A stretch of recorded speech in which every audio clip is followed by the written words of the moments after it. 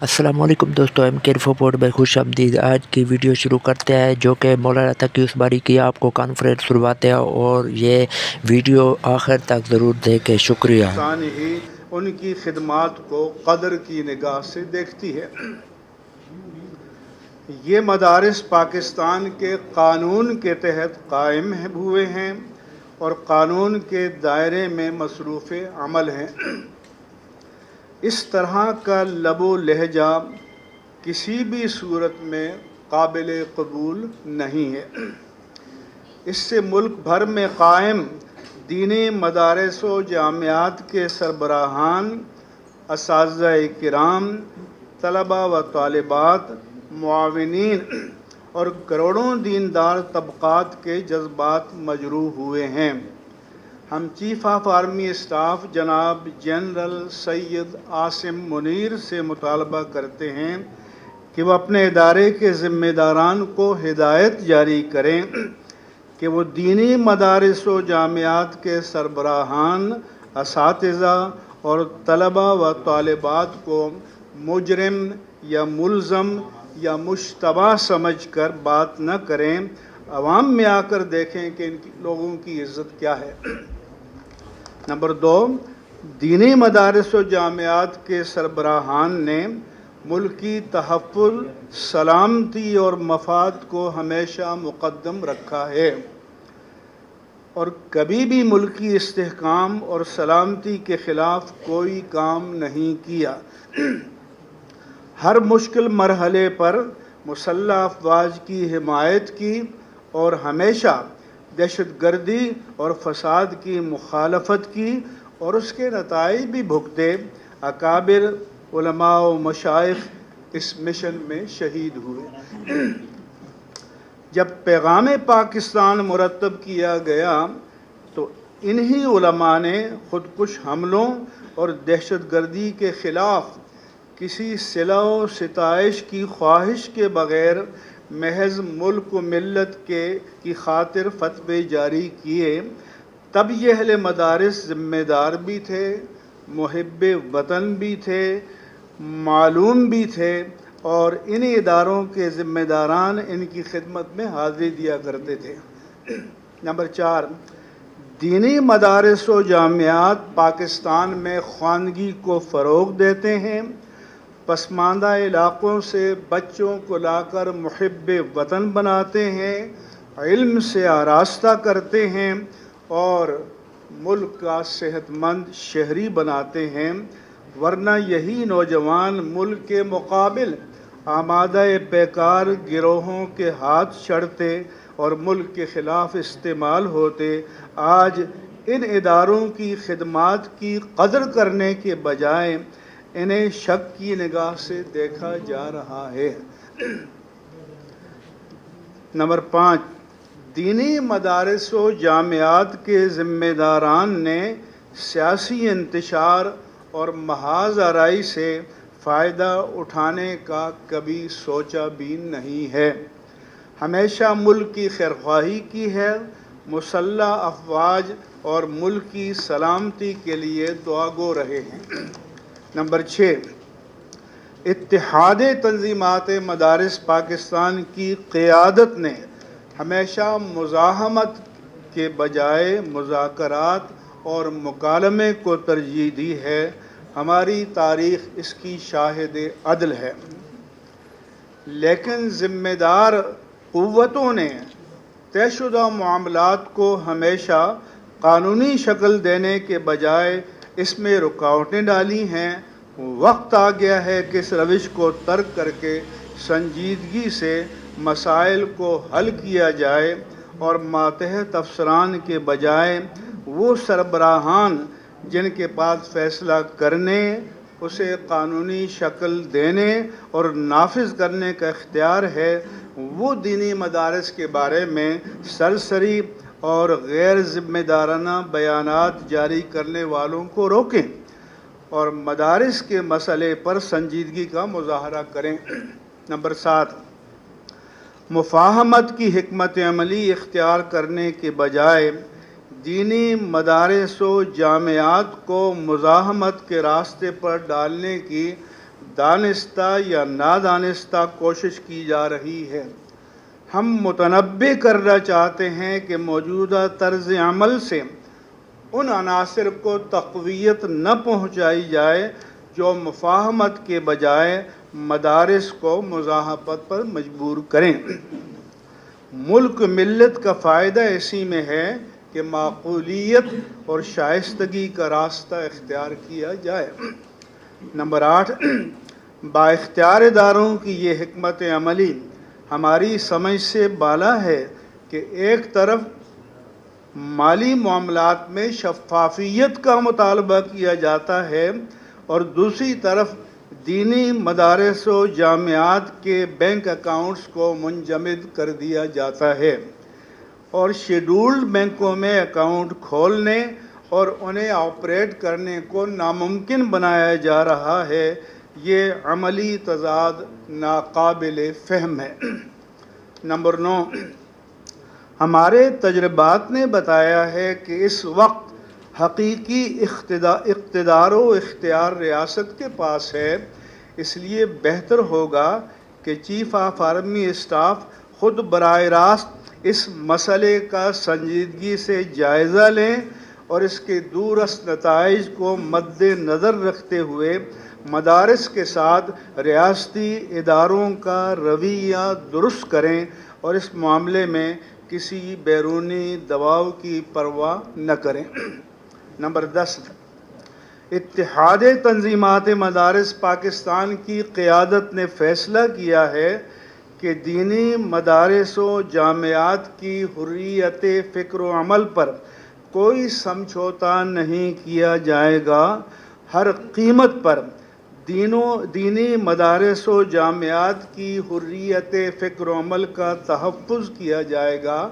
اس مقصد کے لیے چاروں صوبائی صدر مقامات اور وفاقی دارالحکومت میں دینی مدارس و جامعات کے بڑے بڑے کنونشن منعقد کیے جائیں گے اور ان میں اہل مدارس اور پوری قوم کو حقائق سے آگاہ کیا جائے گا۔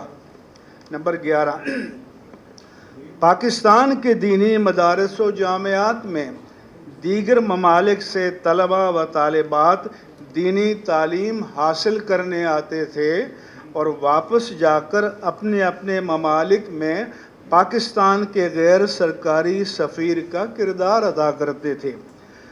نامعلوم وجوہات کی بنا پر غیر ملکی طلباء کے ویزے بند کر دیے گئے اور اس طرح رضاکارانہ سفارتکاری کا باب بھی بند کر دیا گیا، اور اب وہ لوگ بھارت کا رخ کرتے ہیں اور اس کا فائدہ بھارت کو پہنچ رہا ہے، جبکہ ساری دنیا میں تعلیم و تعلم کے لیے روابط کھلے رہتے ہیں۔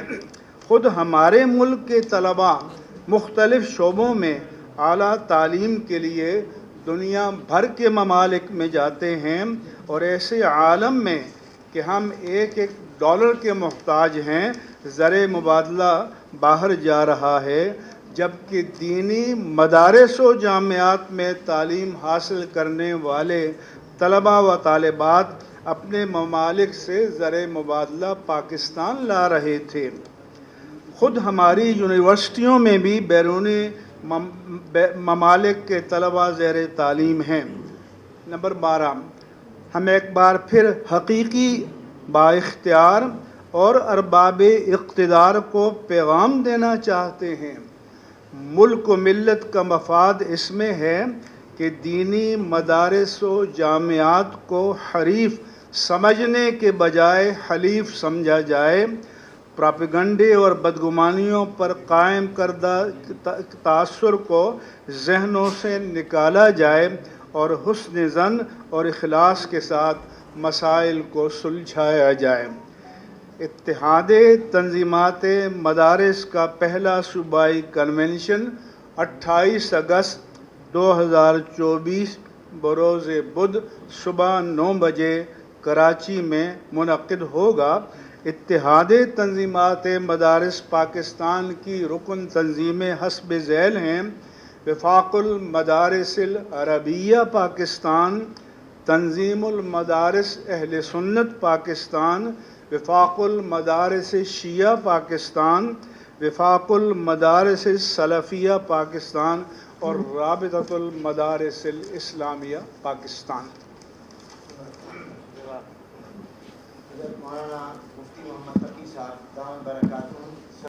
بسم اللہ الرحمن الرحیم، الحمد للہ رب العالمین، والصلاة والسلام علی رسولہ الکریم وعلی آلہ واصحابہ اجمعین وعلی کل من تبعہم بإحسان الی یوم الدین، اما بعد۔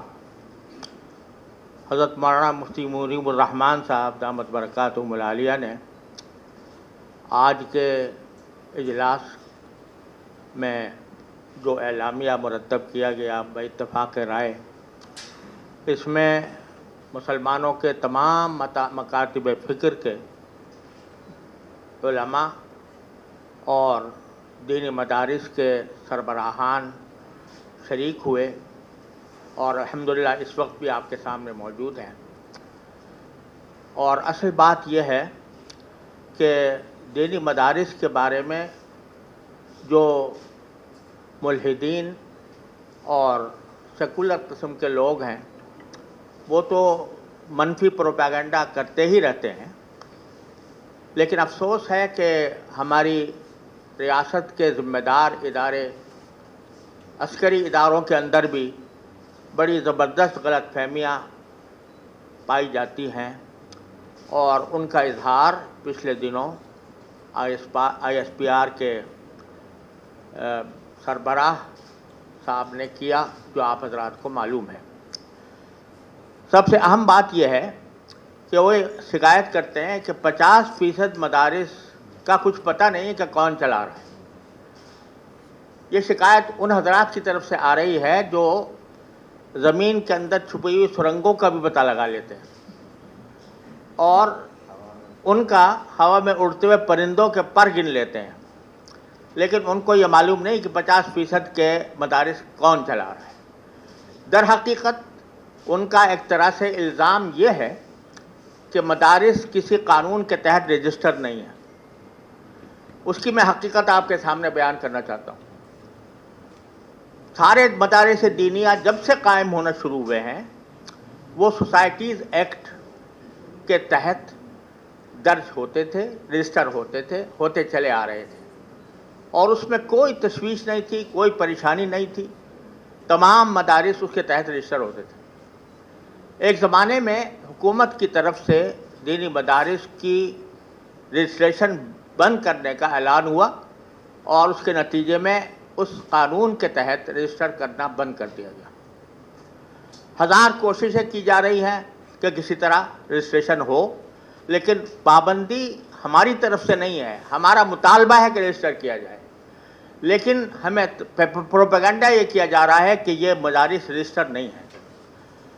اس لیے رجسٹر نہیں ہے کہ حکومت نے پابندی عائد کی، اور اس کی وجہ سے ان کی رجسٹریشن بند ہو گئی۔ نہ صرف رجسٹریشن بند ہو گئی، جیسا کہ حضرت مفتی صاحب نے بیان فرمایا کہ دینی مدرسوں کے بینک اکاؤنٹ بند کر دیے گئے۔ آپ یہ بتائیے کہ بینک اکاؤنٹ بند کرنے کا نتیجہ سوائے اس کے کیا ہوگا کہ مدارس کیش ڈیلنگ کریں، اور کیش ڈیلنگ کر کے یہ پتہ نہ چلے کہ ان کے پیسے کہاں سے آ رہے ہیں اور کہاں خرچ ہو رہے ہیں۔ ہمارا ہمیشہ سے مطالبہ یہ رہا ہے کہ ہمارے مدارس کے بینک اکاؤنٹ کھولے جائیں، ان کو مینٹین کرنے دیا جائے، اور اس طرح مدارس میں آنے والے پیسے وہ شفاف طریقے سے آئیں، شفاف طریقے سے خرچ ہوں۔ ہم نے اس بات کی بھی بار بار ضمانت دی ہے کہ اگر کسی مدرسے میں کوئی ایسی بات جو غیر قانونی ہو رہی ہو، یا خدا نہ کرے کسی ریاست کے خلاف کوئی جاسوس وہاں آ کر پناہ لے رہا ہو، ہمارے وفاق اس کے اوپر فوراً کارروائی کرنے کے لیے تیار ہیں، اور ہم نے کی بھی ہے جہاں ایسا ہوا۔ اور یہ صرف مدارس میں نہیں ہے، کالجوں میں، یونیورسٹیوں کے اندر بھی ایسے عناصر گھس جاتے ہیں، اور اس میں بھی دہشت گرد بعض اوقات اندر داخل ہو جاتے ہیں، لیکن اس کا مطلب یہ نہیں ہوتا کہ کالجوں کو، یونیورسٹیوں کو بند کر دیا جائے، ان کو رجسٹریشن ختم کر دی جائے، ان کے بینک اکاؤنٹ بند کر دیے جائیں۔ لیکن مدارس کے ساتھ یہ سلوک ہے کہ چونکہ اکا دکا چند مدرسوں کے اندر کچھ ایسے واقعات ہوئے ہیں تو انہوں نے کہہ دیا کہ 50% مدرسوں کا کوئی ہمیں عطا پتہ نہیں ہے کہ اس کو کون چلا رہا ہے کس طرح چلا رہا ہے. کیسے پتہ ہوگا جب آپ اس کو رجسٹر نہیں کرتے, جب آپ اس کو کہ بینک اکاؤنٹ نہیں کھولتے, اور جس کے ذریعے آپ کو یہ پتہ چلے کہ پیسے کہاں سے آ رہے ہیں اور کہاں خرچ ہو رہے ہیں. یا بتائیے کہ کوئی ادارہ جو ایسا ہو کہ جس کو بینک اکاؤنٹ اس کے بند کر دیے گئے ہوں, وہ کس طرح اپنے معاملات کو شفاف رکھ سکتا ہے. ایک بات. دوسری بات, یہ پروپیگنڈا بہت شد و مد کے ساتھ کیا جا رہا ہے کہ مدارس کے اندر عصری علوم نہیں پڑھائے جاتے, اور یہ سب سے بڑا داغ ہے جو مدارس کے اوپر عائد کیا جا رہا ہے کہ اس میں عصری علوم کی تعلیم نہیں ہوتی. پہلی بات تو یہ ہے کہ ملک میں 2.5 کروڑ انسان وہ ہیں جن کو الف باتا نہیں آتی. خواندگی کی شرح ہماری انتہائی نیچے گری ہوئی ہے. اس کے بارے میں آپ کو فکر نہیں ہوتی کہ وہ جا کے عصری علوم پڑھیں, وہ ریاضی اور سائنس پڑھیں. لیکن جو مدرسے کے اندر علوم دین حاصل کر رہے ہیں, علم قرآن علم حدیث حاصل کر رہے ہیں, ان کے بارے میں آپ کو یہ فکر ہے کہ پہلے یہ عصری علوم پڑھیں پھر آگے جائیں. 2.5 کروڑ انسان بغیر تعلیم کے پھر رہے ہیں, ان کی آپ کو فکر نہیں ہے. لیکن مدارس کے اوپر یہ زور ہے کہ یہ عصری تعلیم کیوں نہیں دیتے. حقیقت یہ ہے کہ مدارس میں عصری تعلیم دی جا رہی ہے, اور ہم خود اپنی دینی ضرورت کے تحت ہم عصری تعلیم دے بھی رہے ہیں, اور اس کو آگے بڑھانے کے لیے پورا پروگرام ہم بنائے ہوئے ہیں اور بڑھا رہے ہیں, تاکہ جب کوئی آدمی دارالعلوم سے یا جامعہ مدرسے سے فارغ ہو تو ایک طرف علوم اسلامیہ کا پوری طرح حامل ہو, اور دوسری طرف حالات زمانہ سے باخبر ہو. لیکن خوب سمجھ لیجئے کہ دنیا کے اندر کوئی ادارہ یہ نہیں ہو سکتا کہ سارے علوم ایک آدمی کے اندر جمع کر دیے جائیں. وہ ڈاکٹر بھی ہو, وہ انجینئر بھی ہو, وہ عالم بھی ہو, اور وہ لائر بھی ہو. یہ نہیں ہو سکتا. دنیا کے اندر ہر علم کی قسمیں ہیں, اس کے اندر اسپیشلائزیشن ہوتی ہے. تو اسی طرح دینی مدارس جو ہیں وہ اسپیشلائزڈ ہیں اسلامی علوم کے اندر.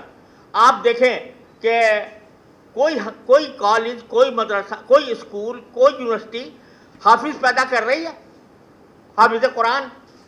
جب رمضان کے اندر تراویح کی ضرورت ہوتی ہے, کیا کسی مسجد کو آپ نے کبھی یہ اعلان کرتے ہوئے سنا کہ ہمیں حافظوں کی ضرورت ہے, حافظ لے کر آؤ؟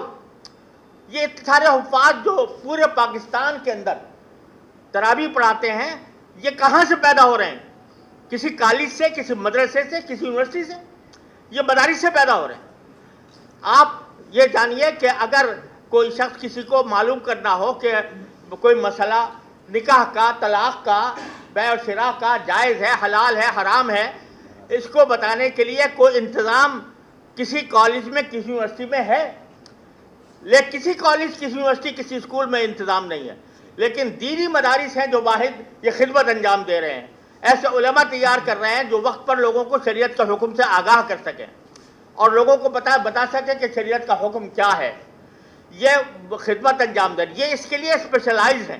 ان سے یہ کہنا کہ تم انجینئر کیوں نہیں بنتے, تم ڈاکٹر کیوں نہیں بنتے, تم لائر کیوں نہیں بنتے, یہ ایسا ہی ہے جیسے کسی انجینئر سے کہا جائے کہ تم ڈاکٹر کیوں نہیں ہو, اور کسی ڈاکٹر سے کہا ہے تم انجینئر کیوں نہیں ہو. یہ سوال بار بار ہمارے سامنے رکھا جاتا ہے, اس کا بار بار جواب دے دیا جا چکا ہے. ایک بات میں آپ کو یہاں پر یہ بھی عرض کر دوں کہ پچھلے دنوں رجسٹریشن کے سلسلے میں ہم نے اپنے بیان میں بھی یہ بات کہی ہے کہ رجسٹریشن کے سلسلے میں خود ہماری براہ راست آرمی چیف صاحب سے ملاقات ہوئی, وزیر اعظم سے ملاقات ہوئی. وزیر اعظم نے ایک مسودہ قانون پر دستخط کر دیے. دستخط کرنے کا معنی ہے کہ اس کو منظور کر لیا, اور وہ کمیٹی کے اندر چلا گیا. پہلی خواندگی اس کی ہو گئی, اور اس کو آرمی چیف نے بھی منظور کر لیا, ہمارے سامنے زبانی منظور کر لیا. لیکن بعد میں جب اس کے نفاذ کا وقت آیا تو اچانک ٹیلی فون آ جاتا ہے کہ اس کو یہ روک دیا جائے, اور وہ ٹیلی فون اس کی وجہ سے وہ ساری کارروائی ایک دم سے رک جاتی ہے. میں اور مولانا حنیف جالندری صاحب 1 ہفتہ اسلام آباد میں اس کام کے لیے پڑے رہے, اور اس کے نتیجے میں ایک ڈرافٹ پر اتفاق ہوا. لیکن اچانک ٹیلی فون آ جاتا ہے کہ اس کو روک دیا جائے. ساری کابینہ منظور کر چکی, اسمبلی میں منظور ہونے جا رہا ہے, وزیر اعظم منظور کر چکے, اور ایک دم سے ٹیلی فون آ جاتا ہے کہ اس کو روک دیا جائے. اور پھر اس کے نتیجے میں اسمبلی ختم ہو جاتی ہے اور وہ قانون جو کا تو رہ جاتا ہے. یہ سلوک ہمارے ساتھ ہو رہا ہے. کب تک ہم یہ سلوک برداشت کرتے رہیں؟ کب تک ہم مدارس کو ذلیل کرتے رہیں؟ کب تک ہم ان کی ذلت برداشت کرتے رہیں اور اس بات کے تانے سہتے رہیں کہ یہ پتہ نہیں چلتا کہ کون چلا رہا ہے ان کو، اور یہ تانے سہتے رہیں کہ رجسٹر نہیں ہوتے؟ اس لیے آج ہماری اس اجلاس کے اندر یہ طے کیا گیا ہے کہ ہم اپنے وجود کے تحفظ کو اور دینی مدارس کو برقرار رکھنے پر اور ان کی آزادی اور خود مختاری برقرار رکھنے پر ہم سب ایک پیج پر ہیں. ہم سب الحمدللہ متفق ہیں اور اس بات کا عزم کیے ہوئے ہیں کہ ہمیں مدارس کی آزادی اور خود مختاری کا ہر قیمت پر تحفظ کرنا ہے اور کوئی طاقت دنیا کی ہمیں اسے نہیں روک سکتی. حقیقت یہ ہے کہ بیرونی ایجنڈے پر ہمارے ہاں بہت سے کام ہوتے ہیں اور اب مغربی دنیا پر یہ بات واضح ہو گئی ہے کہ ہمارے راستے میں اگر کوئی رکاوٹ ہے تو یہ مدرسے ہیں اور یہ ایل جی بی ٹی کا پروپیگنڈا کرتے ہیں تو یہ ان کا راستے پر رکاوٹ بنتے ہیں. یہ اگر سرمایہ دارانہ نظام کی حمایت کرتے ہیں تو یہ لوگ اس کی مخالفت کرتے ہیں. سود کی یہ مخالفت کرتے ہیں, یہ ایل جی بی ٹی کی یہ مخالفت کرتے ہیں, ٹرانسجنڈر ایکٹ کی یہ مخالفت کرتے ہیں. لہذا ہم در حقیقت بیرونی طاقتوں کا نشانہ ہیں اور ہماری حکومت اور ہمارے ادارے افسوس ہے کہ اس حقیقت کا ادراک نہیں کر پا رہے اور اس کی وجہ سے ہمارے ساتھ اس قسم کا سلوک ہو رہا ہے. اور آج ہم اس سلوک پر سراپا احتجاج ہیں اور یہ سمجھ لیجئے کہ کسی شخص کو یا کسی ادارے کو ایک حد تک ہی دبایا جا سکتا ہے.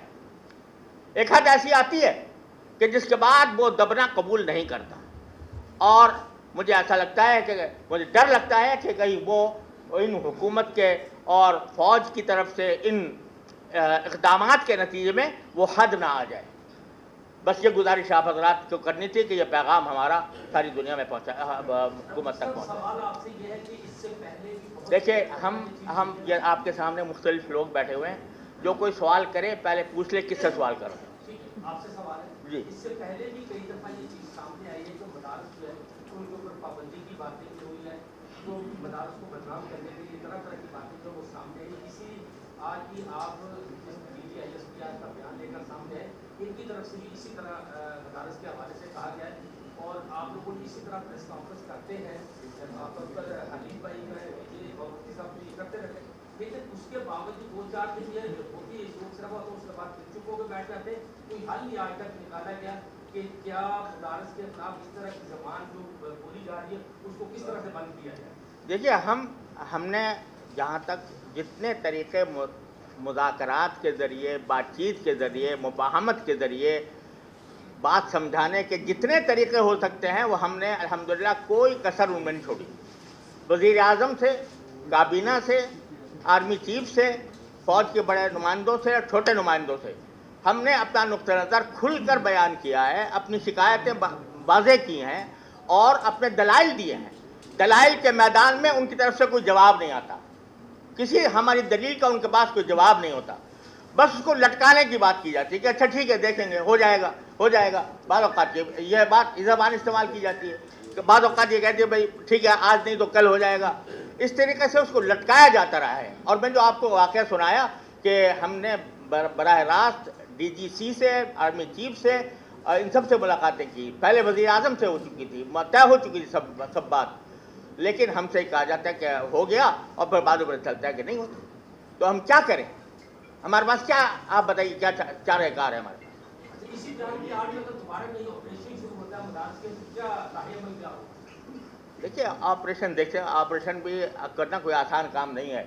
یہ ایسی سخت جان ہے کہ ان کے خلاف جو آپریشن کرے گا وہ 10 مرتبہ سوچے گا, 1000 مرتبہ سوچے گا, تب اس کو جرأت نہیں ہوگی کہ وہ آپریشن کرے مدرسوں کے خلاف. جی سب سے اہم شخصیات سے آپ کی بات چیت ہو گئی ہے جی, اور پھر بھی مسئلہ حل نہیں ہو رہا, تو ریاست کون چلا رہا ہے؟ یہ سوال جو ہے جواب چاہتا ہے. حضور والا یہی تو ہمارا سوال ہے کہ جو عالم شہود میں اور عالم غیاب میں فیصلہ کن مراکز ہیں، ان سے جب بات ہو جاتی ہے تو پھر جب رکاوٹ کوئی عالم غیب سے نازل ہوتی ہے تو کدھر سے نازل ہوتی ہے اس کے بارے میں نہیں بتایا جاتا۔ اور جیسے ہم نے اسٹیٹمنٹ میں بتایا ہے کہ جب حکومت کو فتوے کی ضرورت ہوتی ہے، ہم کہتے ہیں بھئی آپ کے پاس اسلامی نجاتی کونسل ہے، ریاستی ادارے ہیں، تو لیں ان سے فتویٰ، پھر پوچھیں کہ مارکیٹ میں اس کی ورتھ کیا ہے، تو اس وقت پھر ان فقیروں کے پاس آتے ہیں۔ اور یقین جانیں کہ ایک بار نہیں 4 6 بار چل کر آتے ہیں، تب ہمیں پہچانتے ہیں، اور اب اچانک جو ہے ہم نامعلوم ہو جاتے ہیں۔ اچھا، مدارس کے وجود کو مان رہے ہیں کہ 50% مدارس یعنی برسر زمین ہیں، لیکن ان کے چلانے والوں کو پتہ نہیں ہے۔